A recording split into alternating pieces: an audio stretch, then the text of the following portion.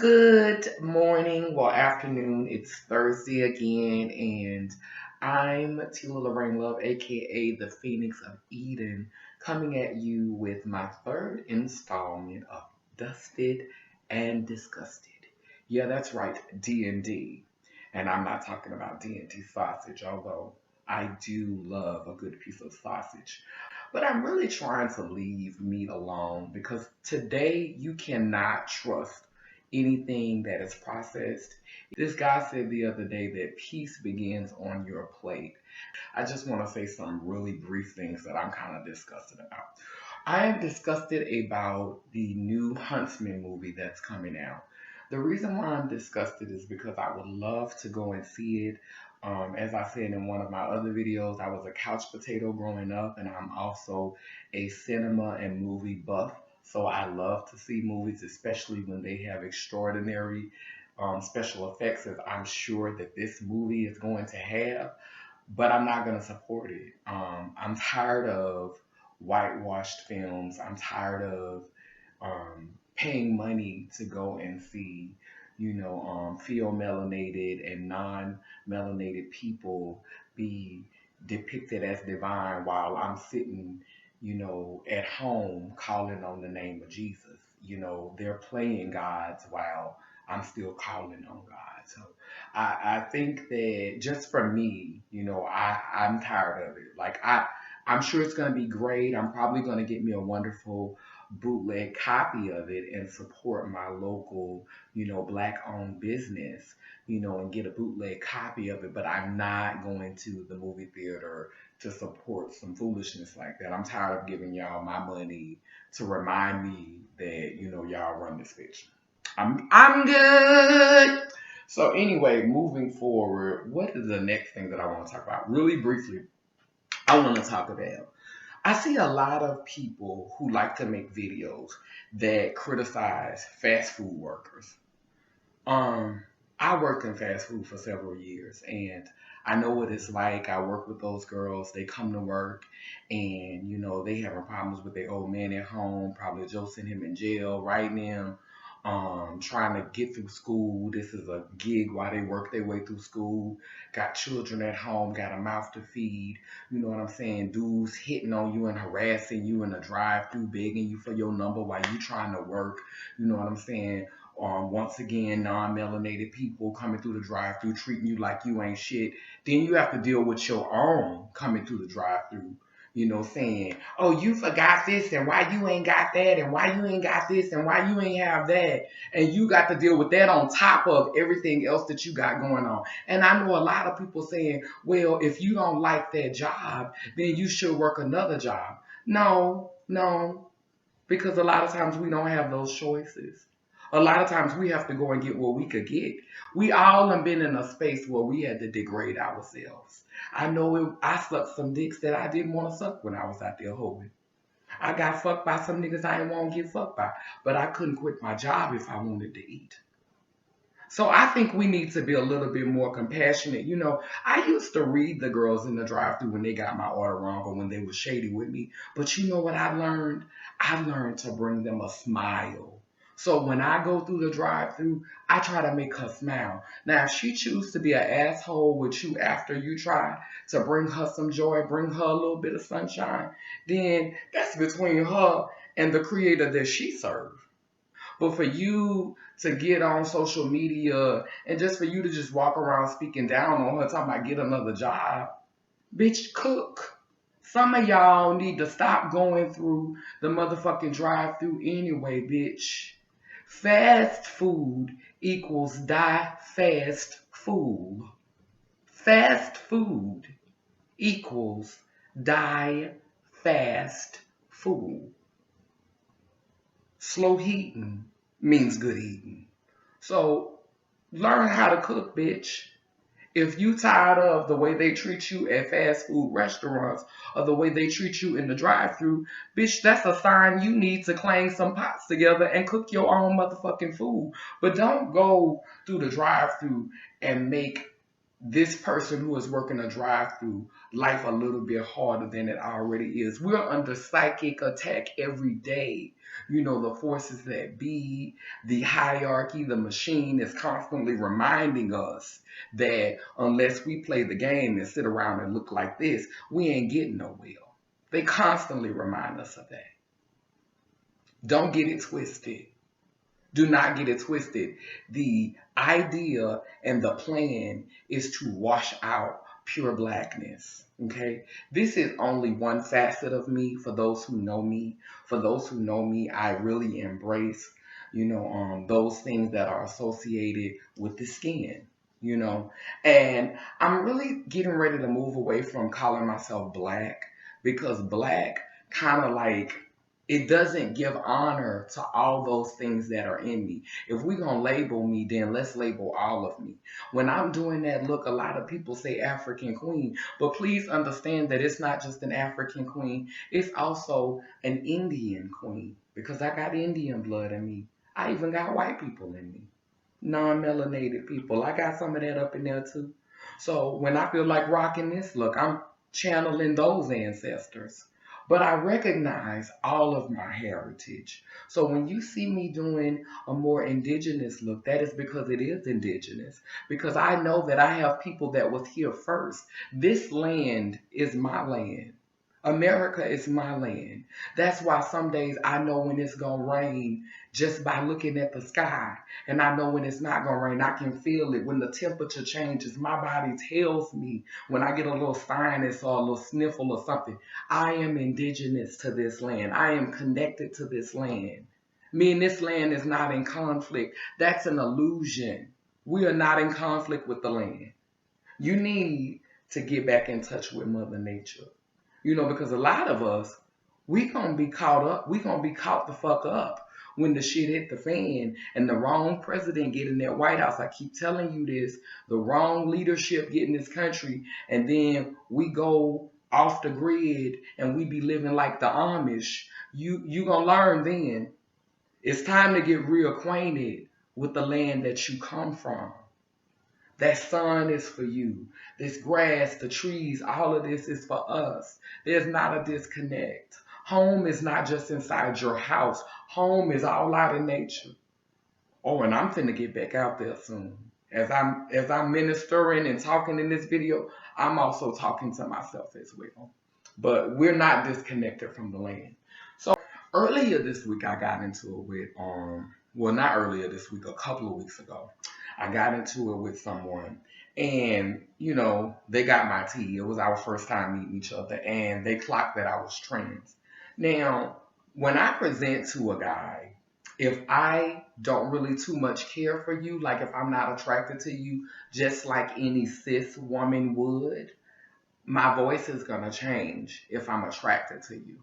So if I'm naturally attracted to a guy, my voice tends to automatically pick up by itself, and that's my trans experience. That's my female gender dominant experience. When I'm attracted to a guy, my voice just automatically picks up a notch. When I'm angry, it goes down.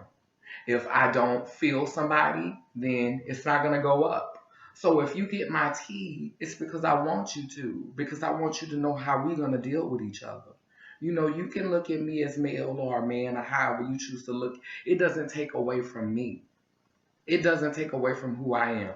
I'm not worried about how black men view me because y'all are under so much psychic attack every day by the powers that be. Y'all done started hating, cis females. Y'all done started hating cis black women. I mean, like I see so many videos dogging black women done by black brothers. I can't even get mad at y'all for hating on me no more. Like, I'm not mad at you at all because y'all dogging black females out. Y'all stay talking about their weave.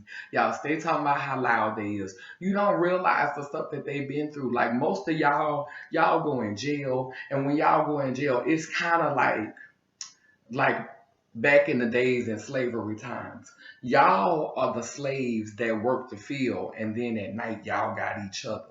But the black female, while she out here in this world trying to survive, she gotta play the game. When she's in Master's world, living in Master's world, because the free world is Master's world. When you go to jail, you in the backyard. You know what I'm saying? He work you all day, then at night he let you rest. He let you be up under each other. But when you in Master's house, which is the world, when you in Master's house, you have to submit, and you also have to change yourself to be acceptable by him. It's something. It's something how the world is set up, and you don't realize how that changes a black woman having to maneuver because your ass ain't there, because your ass running the streets, because your ass in jail, or your ass somewhere cooning. You cooning. You not home, and when you not around, she ain't got nothing to protect her. Because the world we living in today, a woman need constant protection if she don't realize her own strength, if she not one of those women that'll box you down. You know what I'm saying? The world that we are maneuvering in today, feminine energy needs to be constantly protected. So, and another thing that I have to say while I'm on the subject, I also support the upholding of the black woman, the uplifting of the Nubian woman, the uplifting of women of color. I support that. But I also want us to be realistic. Like, we talk about homosexuality is something that white folks taught us, but there's always been a such thing as gender benders. There has always been a such thing as people who had a gender that was more pronounced than the other gender, and it caused them to behave in the manner of that pronounced gender. Okay, that's always existed, and that is not a curse. It is not a bad thing because it gives us knowledge of other realms and how to deal with people of that other gender. It makes us counselors. It's a gift. It's a gift in which many of us are using to build these oppressive entities that are already in place. Like, for example, a lot of gay men and a lot of dance choreographers and a lot of makeup artists and just a lot of GLBT people are behind the scenes of the industry, the music industry, the entertainment industry, and so desperate to find our place, so desperate to have our names written on the walls of history. In many instances, we've allowed ourselves to do what we thought was compromising, but it was actually cooning. It was actually cooning. It wasn't really compromising. It was cooning. You thought you were compromising, but when you played the videotape back, when you had a chance to look at it again, you realized you were cooning. Yeah, you were cooning for that coin. Cooning for that coin. Yes, you were. Yes, you were. Whenever you've looked back and you saw that you did something that wasn't truly you, and you have to know what's truly you. Because I've done a lot of things that weren't truly me. And after I did those things, I had to have something to kind of like calm me down. For some of us, that's food. For some of us, that's drinking. For some of us, that's marijuana. For some of us, that's sex. For some of us, that's hustling to get money. We have to find something to fill us when we've done something that's taken away from us. And that's cooning. When you coon, you know it. When you allow yourself to do something that hurts you, something that doesn't feel real for you in order to gain something, that's cooning. And a lot of us have to do it in this society to survive. And we judge each other so harshly for it. You know, I don't judge people for cooning, but I am gonna let you know when you are. I am gonna let you, and I hopefully you'll do the same for me, because the world is not gonna get better by pretending. The world is not going to get better. It's going to get better by us being who we really are and being our authentic selves. That's why you see me in this one day out of the week. And every other day, I give you, because I'm all of these things. I'm this person too, but I'm not this person every day. I'm not even this person 2 days out the week. She just get one day because it's too much of a production. I don't want to live in a world where I have to look like this every day.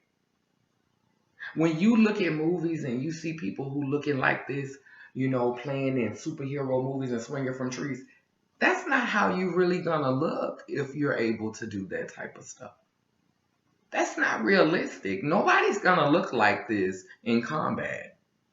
That's not realistic. I want to talk really briefly about lesbianism because I was in an uncomfortable situation last week. So a girl who I know, who I am, I'll say fairly close with, I've been knowing her for a long time. I want you to understand that this is not tea that I'm spilling. This is soup that I'm pouring. And in this bowl is healing. Let's have this bowl of soup, okay? So, I'm not giving you tea here, okay? I'm going to give you a bowl of soup, honey, and that's healing, okay? Hot soup.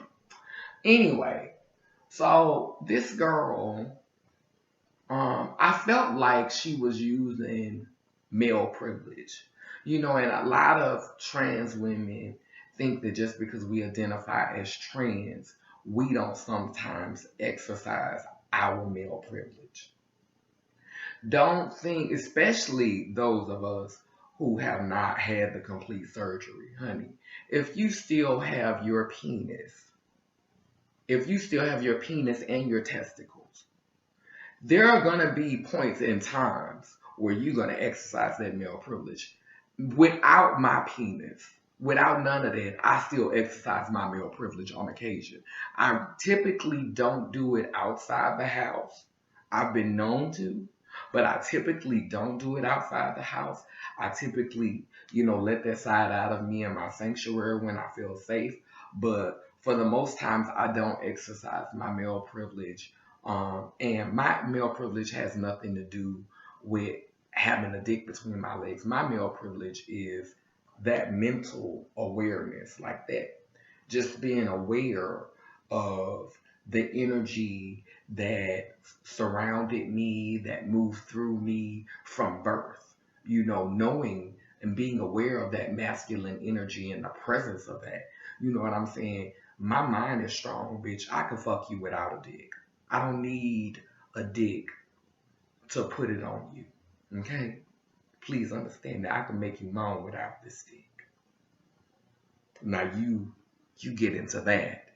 Now, I don't encourage girls to go and have their surgeries. I say live your life, because I'm not a girl who never had pussy or who never had booty or who never had oral sex. Like, I got, I had sex a lot. I had a bunch of white women.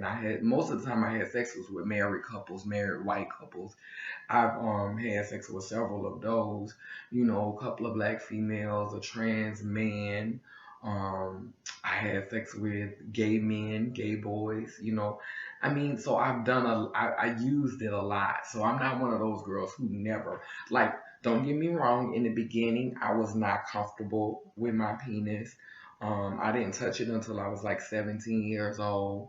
And I went through this phase where I felt like the only way I was going to have a relationship was if I was with a boy who identified as gay.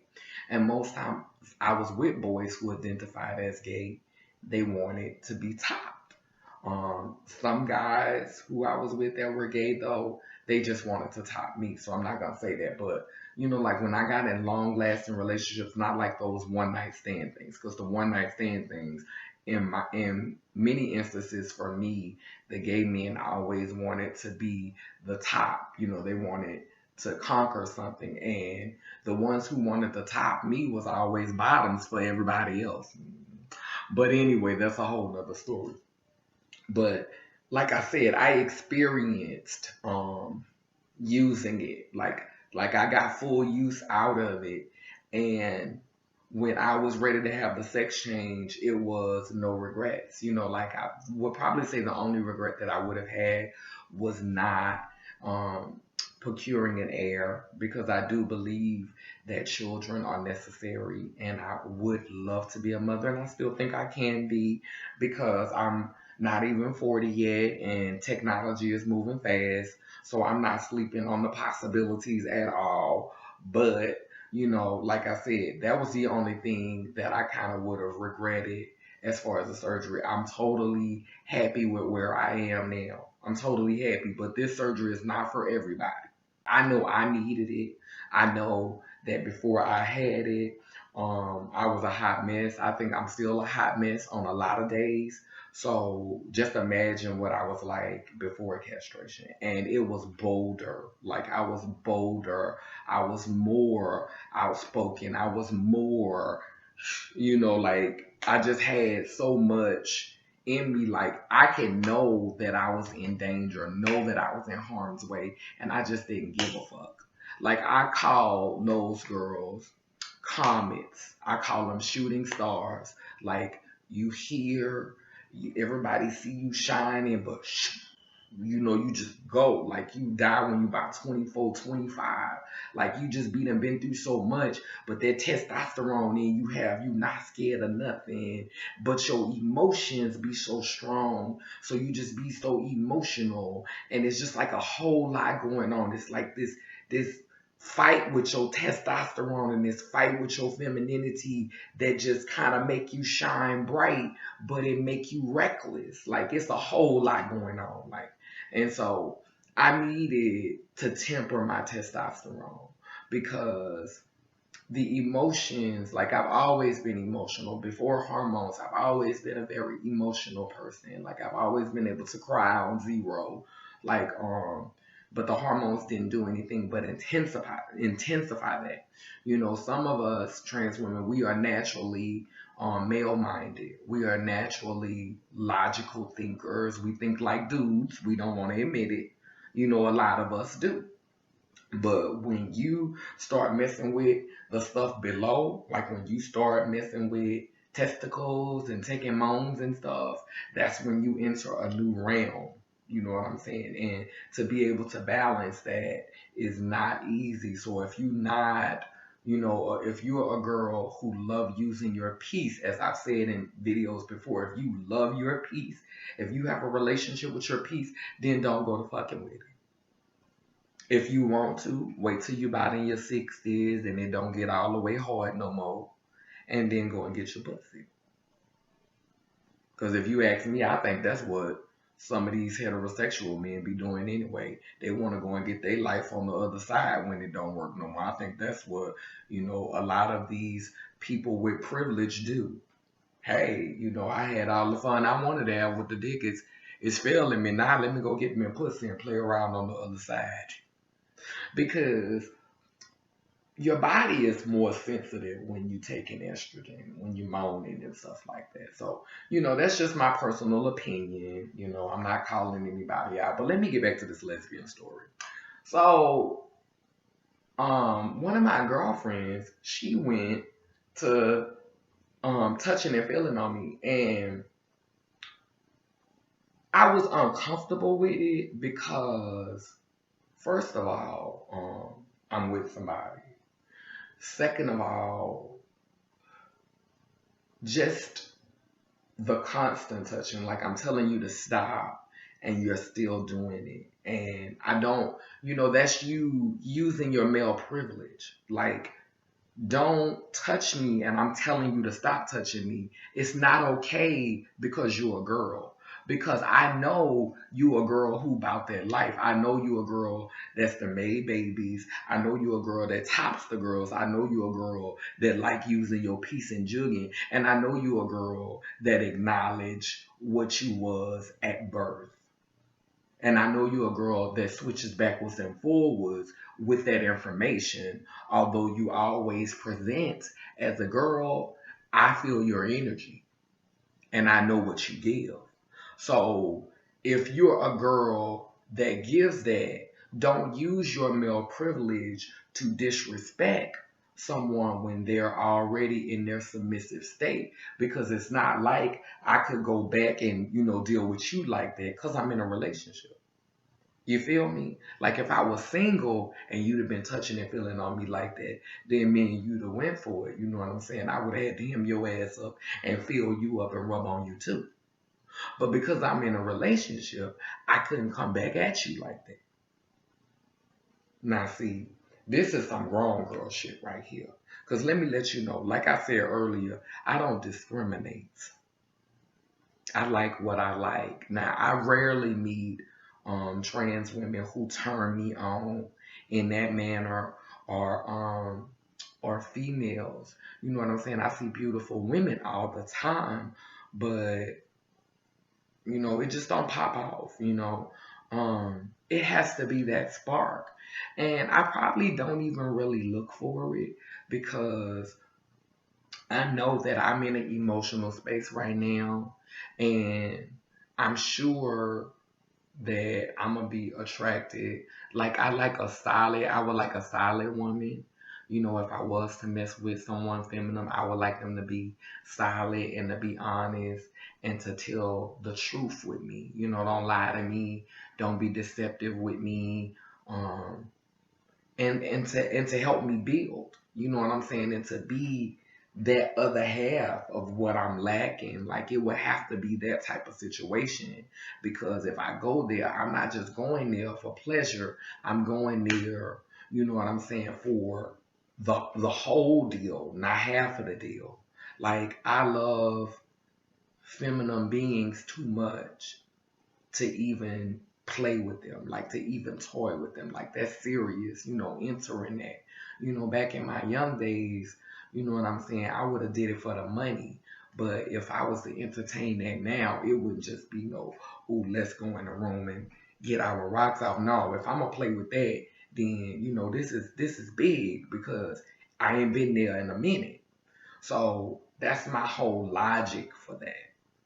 So what I'm trying to say right now is, if you know that you're attracted to feminine beings, whether it's a gay male who is very submissive, a trans woman who is in a position where she have to be submissive, a female who is in a position where she have to be submissive, don't think that just because you present as femme that you can disrespect another feminine being and just feel on them. Like niggas can't do that, and you can't do it either. It's disrespectful and it makes people feel uncomfortable. And don't use the fact that you present as a woman as an excuse to be able to disrespect another woman. Point blank, period. If you're a woman, then be a woman. If you claim you're a lady, then be a lady. That's not ladylike, to say the very least. It's not very ladylike. I feel like this. I'm gonna say me. I feel like I want to be the type of person that only speak to stuff that either I was there, either I experienced it in some way, I was impacted by it in some way. Because when I speak to that, then when I speak to it, I need to speak to that person. But just saying all hoes or all niggas or all black people or all white people, like I have generalized things before, and I'm working on changing that mindset of generalizing people, because when you generalize things, that's hurtful. So let's be specific. I feel like that. I feel like we should be specific. Don't just generalize anything. Like, I think alienating each other is not gonna bring us together, and that's my whole thing. Like, I'm gonna tell you all the truth in love. I'm gonna say the truth to you in love. I'm gonna tell you what I think of you. And if you feel some type of way, then go ahead, let's do it. I mean, I don't care where you take this with me, because the tea that is because I spill it. I spill my own tea. How can you read me when I spill my own tea? So whatever you got to say about me, honey, bring it. I really could give zero fucks minus seven, actually. So I just want to make sure I put that out there as I drink my water. Trans women, we black trans women of color, Nubian trans women, all trans women, but I really want to speak to those people who look like me and those people who are different shades of this particular richly melanated experience. I want to say to you that you are inherently valuable. I want to say to you that you are loved and that you are worth something. And just because you can't give life to something in the physical realm doesn't mean that you are not giving life all the time in the spiritual realm. You are important. You can speak life to people. You can encourage people, and that's necessary. You know, so many times I think we confuse intellect with enlightenment. And just because a person is intellectual doesn't mean that they're enlightened. Enlightened, I love those type of conversations and I rarely get them. I rarely get a meal before me that is not coated with like this biased piece of information that I have to kind of sift through to get something off the plate. Like I rarely get a meal I could just eat. And when I say a meal I could just eat, I mean in a spiritual meal. You think it ain't nothing in this bowl, but really it's something in this bowl, but it's a spiritual meal. And I don't always get that. I be going around here starving, but every now and then I run across, one of my trans sisters who is in a vulnerable space or who just feels like opening up and being honest, and I'm fed so much by that. We have all type of examples about how to coon, how to compromise ourselves. That's out there. We have so many examples of trans women of color who have to coon in order to get ahead, who have to be the court gesture, who have to be the Sambo, who have to be the fake knockoff white woman in order to get ahead. We have that. We have that out there already. So now it's time for us to start carving new narratives in order to create a shift in society so that more people can be welcome to the dinner table. Because why would you want to go and eat what everybody else been getting a stomach flu off for years? I want to get in the kitchen and help cook because I don't trust you with my food personally. So why would we want to come to the table though? We've been surviving in the woods this long. We've been getting it how we live for this long. Why would we run up in the house? Why would we run up in Master House to eat the same thing that's been sending everybody else out the kitchen sick? It why I don't get it. Like I'm not trying to run up in Master House for you to fix me the same dish that you been killing everybody else with. I want something else to eat. So, I don't often get a meal that feeds me on the internet, spiritually. Like I get a lot of information. There's a lot of intellectuals on the internet who think they gurus. But enlightenment comes from the journey, and if you ain't had no journey, where the hell your enlightenment came from? And that's not something that you can verify with letters behind your name. That's not something you can verify with the things that you've accomplished. That's something that you verify by how you feel about yourself, how confident you are in yourself, and how you operate when you ain't got shit. Because it's easy to look happy and be happy when everything is going your way. But bitch, when you in the middle of the storm and you still could sit back and do this,